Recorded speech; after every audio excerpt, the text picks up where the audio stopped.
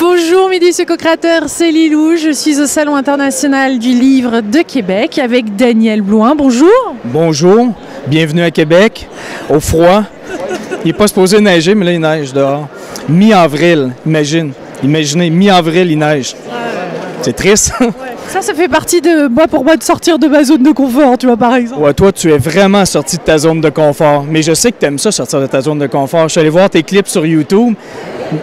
Tu es d'accord avec tout ce que je dis dans mon livre. Alors, on va parler de ton livre, parce que t'es quand même, j'ai lu que tu étais journaliste au Journal de Québec, non, chroniqueur à la base, et puis maintenant auteur, conférencier, etc. Et ça, c'est ton premier livre? C'est mon premier livre. Écoute, moi, voilà 11 mois, l'idée d'écrire un livre ne m'avait même pas traversé l'esprit encore. Et là, il est écrit, il est sorti, il est publié. Et là, je suis ici au Salon du Livre. Jamais j'aurais imaginé ça de toute ma vie, mais c'est exactement ce que je dis dans mon livre. C'est lorsqu'on fait des sorties de zone de confort et qu'on suit son pif, son instinct, son intuition, appelle ça comme tu veux. Je sais que tu comprends ce que je dis puis tu es d'accord avec ça. Mais quand on fait ça, puis on fait des moves pour la bonne raison. Moi, j'ai vendu mon entreprise, par exemple, de communication. J'avais 12 employés à temps plein, 40 employés à temps partiel, à peu près, des pigistes. Et j'ai vendu ça il y a quelques mois.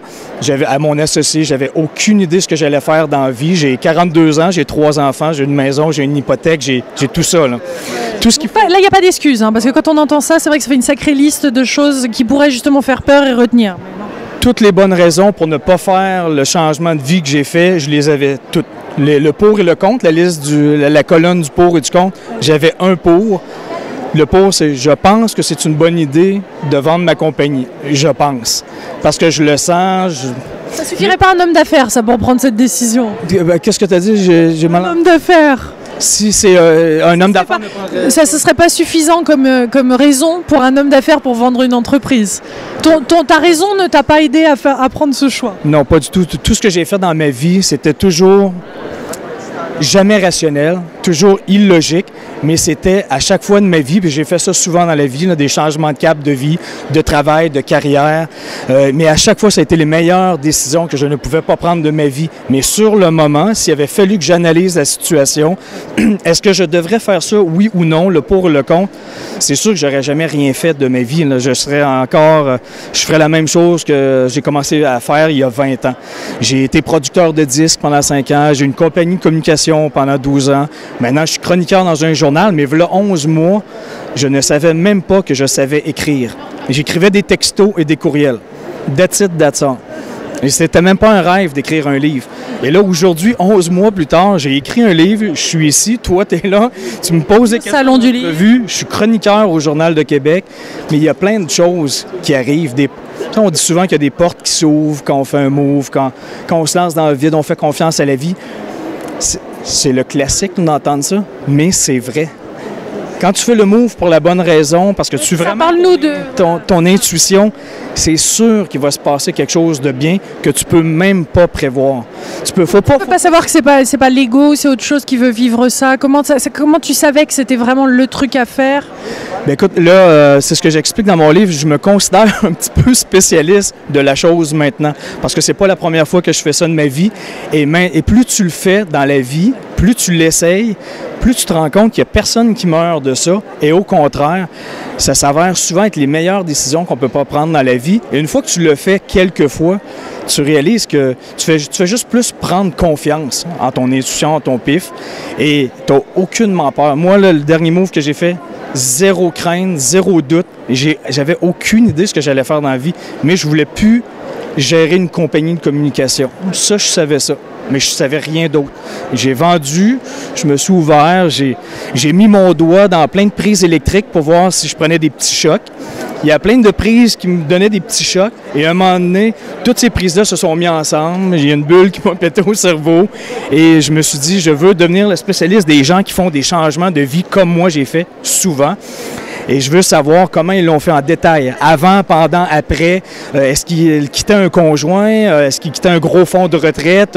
Un emploi très stable? Est-ce qu'ils avaient un conjoint qui avait un salaire à temps plein comme backup? Est-ce qu'ils avaient des enfants? Est-ce que si c'était à refaire, est-ce qu'ils referaient la même chose? Toutes les leçons. Et je voulais devenir spécialiste de ça. Le livre, c'est mon histoire. Je dis comment j'ai fait ça souvent et je parle en détail. Là. Je parle d'argent, de l'opinion des autres, mon hypothèque, mon fonds de retraite, qu'est-ce que j'ai fait avec ça. Et, c'est du concret, oui. Pardon? C'est du concret. À un moment, ça devient concret parce que des fois, c'est une idée et c'est ça qui nous fait peur. Il y a tous ces détails, toutes ces peurs qui nous retiennent. Et à un moment, c'est ce saut vers l'inconnu. C'est plein de blocages très concrets, là. L'insécurité financière, j'imagine que tu l'as vécu quand tu as commencé à faire ton projet. À un moment donné, tu te lances, tu n'as aucune idée de ce qui va arriver, tu le sais pas. Mais c'est pas grave. Moi, en tout cas, tous les gens que je connais qui ont fait ce genre de move-là dans la vie, de changement important. Des fois, ça peut être des petits changements. Je dis pas qu'il faut absolument faire ça dans la vie, là. Absolument changer pour changer. Non. Mais quand tu le sens, tu le sais, les gens, ils le savent. Mais souvent, ils veulent pas le savoir, ils veulent pas l'entendre.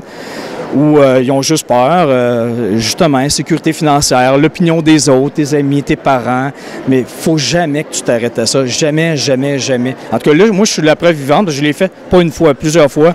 Et je sais que c'est ce qu'il faut faire dans la vie. Là. Puis ça mène ailleurs, puis ça ouvre des chemins là, fantastiques. Moi, là, je referais exactement la même chose. Puis là, aujourd'hui, je fais ça. Je fais ce que je fais aujourd'hui, mais dans 5 ans, dans 10 ans, j'ai aucune idée de ce que je vais faire. Il y a bien une partie de toi qui savait ou que tu avais un minimum confiance en toi dans la vie ou quelque chose quand même pour y aller. Parce que les détails n'étaient pas présents à l'époque. C'est simplement une question de confiance, de ne pas avoir peur. Ça ne sert à rien d'avoir peur. Qu'est-ce que ça donne d'avoir peur? Oui, mais si dans le passé, on n'a pas réussi ces projets-là, qu'est-ce qu'on peut se dire pour se donner confiance? Exact. Bien, écoutez, j'imagine que si des gens ont fait ce genre de changement-là, que ça n'a pas fonctionné, peut-être que c'était pour des mauvaises raisons. J'explique dans mon livre, en tout cas, mon opinion à moi. Je pense qu'il y a des mauvaises raisons de faire des changements de travail, de carrière ou de vie, par exemple. Je sais pas, moi, si tout a l'air toujours plus beau chez le voisin, puis c'est toujours l'autre, ton voisin a toujours la job de rêve et ça a tellement de l'air fantastique ce qu'il fait, mais on ne sait jamais l'envers de la médaille. Il y en a toujours il y a toujours un envers de la médaille. Mais si tu changes de travail ou de carrière juste parce que tu es jaloux, tu penses que les autres ont toujours mieux que toi, bien, ça, c'est pas une bonne raison. C'est pas être en lien avec ce que tu as dans le cœur, ce que tu as dans les tripes, puis ta passion de vivre, ta raison d'être, appelle ça comme tu veux. Mais ça, c'est des mauvaises raisons. Peut-être qu'il y en a qui font des changements pour ces raisons-là ou pour gagner 5 000 $ de plus dans un emploi, puis ça valait tellement pas la peine. Ça arrive, ça. Il y en a plein de mauvaises raisons. Non, mais c'est bien d'en parler, je trouve. C'est important de les nommer parce que des fois, on s'en rend pas compte. Ouais, puis on s'en rend pas compte. On fait des choses un peu inconsciemment dans la peur. La peur de pas pouvoir payer ses factures, la peur de pas être à la hauteur, la peur de vouloir peut-être en vouloir de trop, l'ego qui est là. Bien, la peur, c'est le plus gros blocage. Pourquoi plusieurs personnes, je ne sais pas si c'est la majorité, j'ai aucune idée du pourcentage, mais la quantité de gens qui font un travail qu'ils n'aiment pas parce qu'un jour, ils vont avoir une retraite. Parce que s'ils quittent un gros fonds de retraite, je ne sais pas comment ça s'appelle en France, un fonds de retraite, bon, c'est le bon terme.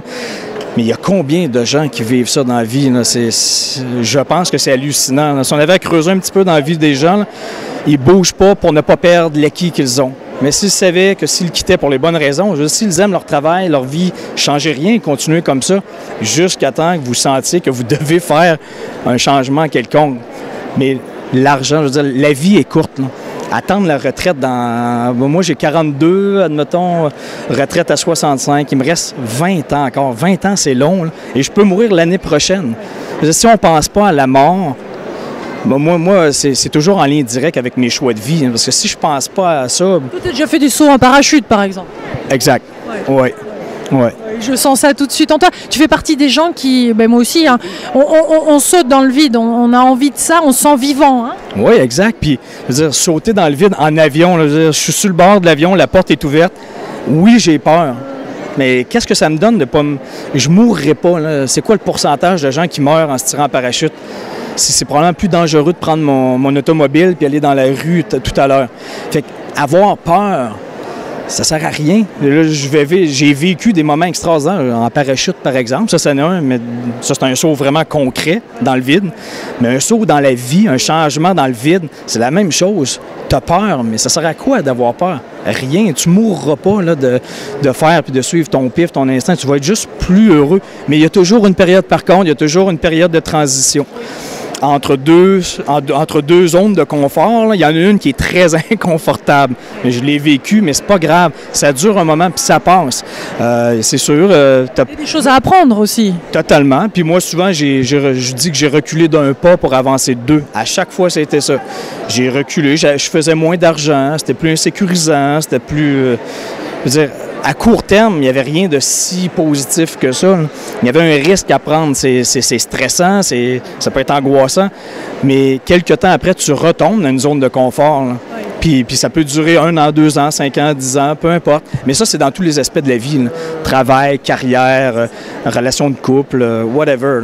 On a tous des petites zones de confort. Mais même si quelqu'un ne veut pas changer de travail, de carrière, par exemple, moi, mon père était professeur au primaire toute sa vie. Il a 70 ans aujourd'hui, il est à la retraite. Mais pendant qu'il était professeur, lui, sa façon de sortir de sa zone de confort, moi, j'ai vécu 2 ans en France, de 2 ans à 4 ans, à Avignon et à Tours. Mais lui, il allait être professeur ailleurs. Il a été professeur en Ontario, en France, puis ça fait partie des plus belles années de sa vie. Juste, mais il n'a pas changé de carrière, il n'a pas changé de travail. Ça se fait, ça. Juste d'aller travailler à l'étranger, changer un petit quelque chose dans sa vie. C'est pas obligé d'être drastique. Moi, j'ai fait souvent des moves drastiques, mais c'est pas... Souvent, on les subit, en fait. C'est-à-dire la vie change tout le temps. On est souvent amené à changer de toute façon. Mais c'est là où on est un petit peu des victimes. Alors que si on prend les devants et que nous, on incite le changement, on ne le vit pas du tout pareil. Parce que le changement, c'est quelque chose de toute façon qu'on va devoir vivre, on est d'accord? C'est de tous les jours. Et moi, je vieillis. Présentement, je vieillis. Demain, je vais être plus vieux. Et un jour, je vais aller au centre de foyer pour personnes âgées. Je vais peut-être être en chaise roulante, mais je n'aurai pas le choix de passer par là. Faut pas que je m'attache à ma journée d'aujourd'hui. On change tout. Comme tu dis, c'est continu. On l'entend souvent, là, que tout est continuellement changeant, mais il n'y a rien de plus vrai que ça. Mais il ne faut pas s'accrocher à essayer de ne pas perdre ce qu'on a acquis, parce que tu vas le perdre de toute façon. Là. C'est-à-dire, Steve Jobs, il est mort, puis il était milliardaire probablement, mais c'est fini. Puis lui, dans mon livre, je parle de ses leçons de vie. Je parle aussi beaucoup d'une infirmière en Australie, là, Madame Weir, W-A-R-E, qui est infirmière avec les personnes mourantes pendant plusieurs années. Elle a répertorié les plus grands regrets dans la vie de ces gens-là, et c'était toujours les mêmes qui revenaient. Elle les a mis en ordre. Et le plus grand regret qui revenait en numéro 1, c'était d'avoir vécu la vie de quelqu'un pour répondre aux aspirations de d'autres personnes dans leur entourage, et de ne pas avoir été fidèle à leurs propres aspirations. Écoutez, ça, c'est c'est pas moi qui l'invente, là. C'est une dame qui travaillait avec des mourants pendant plusieurs années. Donc, moi, je veux pas avoir ces regrets-là. Là. Et je vais peut-être mourir dans 2 ans, dans 5 ans. Et c'est pas égoïste de penser comme ça. Zéro, mais j'avoue que ça, c'est... Plusieurs personnes pensent ça. Mais je vois pas en quoi c'est égoïste. C'est-à-dire, je vais être heureux toute ma vie. C'est-à-dire, tout le monde est... moi, j'ai 3 enfants, j'ai une conjointe. C'est-à-dire, tout le monde en bénéficie que je sois heureux. Là. Ma petite fille m'a dit un moment donné, il n'y a pas si longtemps que ça, je m'ennuie pas du temps que tu étais sérieux. Ah, dans les dents.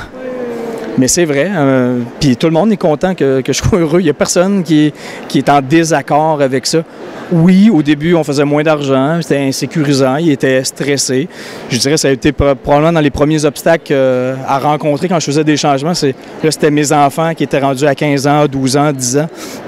Puis eux, ils étaient un petit peu insécures. Ils m'avaient vu depuis leur naissance travailler au même endroit. Et là, tout d'un coup, je lâchais tout. Eux, dans leur tête, j'allais devenir pauvre et c'était l'enfer qui allait suivre. Mais là, ils sont habitués. Ils commencent à connaître ma façon de penser. Ils savent que le livre a été écrit justement là-dessus. Puis ils se rendent compte aujourd'hui qu'on n'est pas mort, que papa est juste plus heureux. Belle preuve pour eux. Hein? Et là, ils savent que ça se peut que ça se reproduise dans ma vie, dans 5 ans, dans 10 ans, dans 15 ans, peu importe. Donc, c'est beaucoup moins angoissant, c'est beaucoup moins stressant.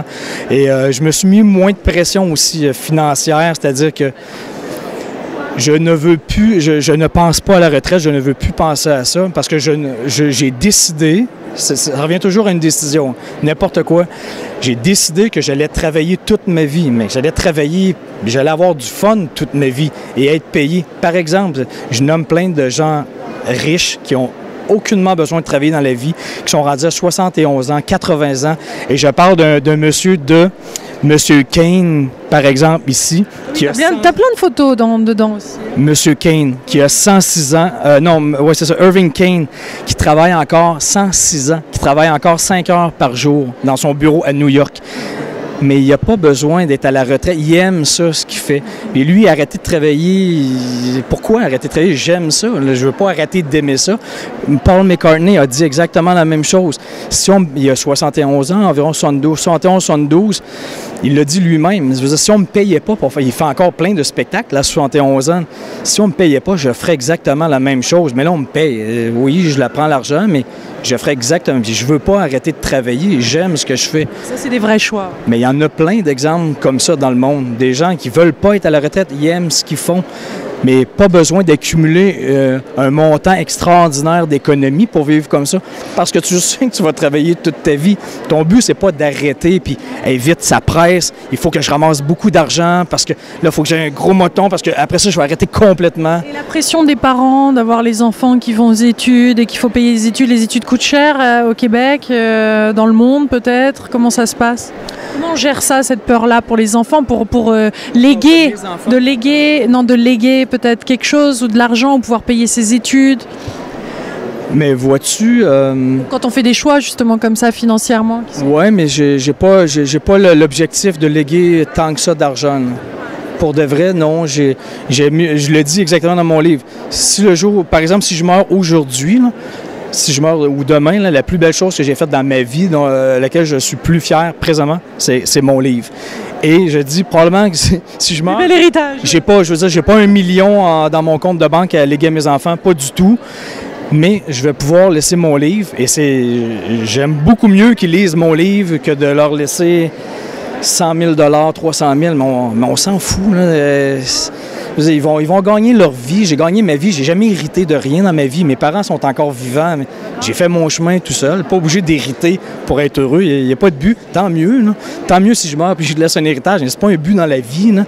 Mais mes enfants sont... Non, mais beaucoup de personnes peuvent avoir cette conversation-là. C'est bien d'en parler. Merci d'être ouvert et d'en parler comme ça. Ben oui, il y en a plusieurs que c'est un objectif dans la vie de laisser un héritage. Ben, c'est de se mettre une pression. Oui. Si les gens aiment se mettre cette pression-là, tant mieux. Moi, je la veux pas. Non, mais c'est vrai, puis c'est rien contre mes enfants. Là. Ils ne seront pas dans la misère parce que j'ai pas laissé d'héritage. Mais je vais peut-être en laisser un aussi, là, je dis ça, mais tant mieux si j'en laisse un. Là. J'ai quand même des économies, mais c'est pas un but dans ma vie. Là. J'en ai jamais eu d'héritage et je vis très bien aujourd'hui et je fais pas pitié. Donc, il n'y a pas personne qui va faire pitié si je laisse pas d'héritage non plus. Là. Je pense. Donc il y a une notion aussi à l'argent qui a changé quand même, ou qui a jamais été vraiment... Parce que pour beaucoup de personnes, c'est l'excuse numéro 1. Je suis d'accord. Ils ne le voient pas comme une excuse, mais il y a une petite excuse quand même là, hein? Mais tu as totalement raison. Mais j'ai jamais... Mes choix de carrière, c'était jamais des choix de carrière dans l'objectif d'avoir un emploi avec un gros salaire. Et j'ai jamais choisi une carrière parce qu'il y avait plein de possibilités d'emploi et que c'était un choix de carrière avec... Que les orienteurs recommandent parce que non, 0. Ça c'est la pire chose à faire, moi je pense. Fais quelque chose que t'aimes. On l'entend souvent, mais il n'y a rien de plus vrai que ça. Tu n'as pas besoin de 1000 portes ouvertes, tu en as besoin de une. Moi, j'ai été producteur de disques. Moi, mon orienteur à l'école m'a pas dit « Hey, il faudrait absolument, là, ça c'est une bonne idée, va-t'en, producteur de disques, il y a plein de possibilités de carrière, d'emploi. » Non. Il n'y a pas personne. Non, mais c'est vrai. Une de mes meilleures amies qui a écrit justement la préface du livre, Annie Brocoli, c'est une chanteuse pour enfants, animatrice de télévision très populaire au Québec. Tout le monde la connaît. Mais elle, un jour, a décidé, elle était serveuse, travaillait dans les restaurants, décidé, j'ai vu son premier spectacle, La Vie. Là. Elle dit, moi, là, ce qui m'allume, ma passion, je veux être chanteuse pour enfants. Il n'y a pas un orienteur à l'école qui lui aurait dit « Hey, j'ai une bonne idée pour toi, tu pourrais être chanteuse pour enfants. » Mais elle a fait beaucoup d'argent. Aujourd'hui, elle est chanteuse pour enfants plusieurs années plus tard. C'était la meilleure décision qu'elle ne pouvait pas prendre de toute sa vie. Là. Elle n'avait pas besoin de 1000 portes vertes, juste de une. Puis à l'époque, il y avait une autre chanteuse pour enfants. Pas 10, pas 20, pas 500. Il n'y a pas de syndicat de chanteuses pour enfants.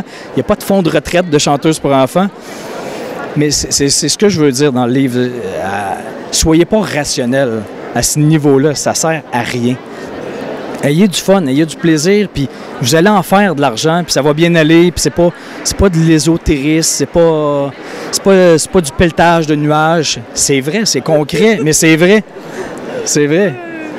Bah, belle rencontre, merci. Merci de t'ouvrir comme ça, j'ai passé un bon moment. Moi aussi. Moi aussi. Tu dois avoir hâte de quitter le Québec, hein, avec la neige. Oh non, j'adore, ça me nourrit. J'aime la neige. Cool. Et le froid. Merci d'avoir regardé cette vidéo, de la partager. Hein, c'est fait pour ça. Grâce à Internet, ça diffuse, ça part. Et puis parce que ça peut faire du bien à un proche, à quelqu'un que vous connaissez, qui a peut-être un petit coup de blues là et qui hésite. Des fois, il faut juste un petit push comme ça. Hein. Hop là, allez, vas-y, allez, saute. Exact. Sautez, mes délicieux co-créateurs. Gros bisous, vous embrasse, hein, du Québec. Bye. Bye.